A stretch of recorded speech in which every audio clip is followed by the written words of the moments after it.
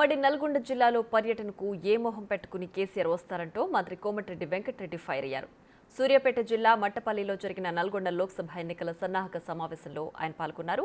కేసీఆర్ వల్లే ఉమ్మడి నల్గొండ జిల్లా కరువుగా తయారైందని అన్నారు.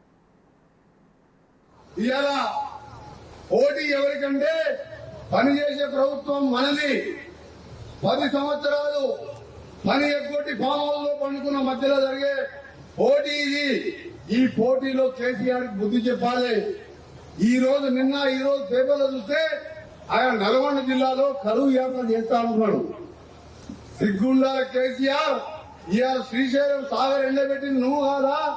10 సంవత్సరాల కింద కృష్ణా రివర్ బోర్డుని జగన్ కు తాకట్టు పెట్టి ఇవాళ మొత్తం మంచినీళ్లు లేకుండా చేసి ఏఎంఆర్పి ప్రాజెక్టు శ్రీశైలంతో పాటు సాగర్ కింద కూడా నీళ్లు లేకుండా మళ్ళా ఇవాళ దొంగ నాటకాలు ఆడుతున్నారు. ప్రజలకు పోయే ముఖం లేక ఇలా కరువు చేస్తుంట. కరువు చేసిందే 10 ఏళ్లు పాలించి సోనియా గాంధీ గారు తెలంగాణ ఇస్తే నీ పార్టీని మా కాంగ్రెస్ లో కలుపుతామని చెప్పి మోసం చేసి అన్ని రకాల దళితుని ముఖ్యమంత్రిని మోసం చేసి కాళేశ్వరం దేవుని పేరు పెట్టి ప్రాజెక్టు కట్టి అది మూడేళ్లకే కూలిపోయి ఇన్ని మోసాలు చేస్తే నువ్వు చేసిన మోసాలు పాపాలకే ఇవాళ మా కరువు వచ్చింది. అప్పుడే అందుకే అన్ని పాపాలు చేసిన వాడు ఎవరు కూడా దేవుడు వదిలిపెట్టాడు.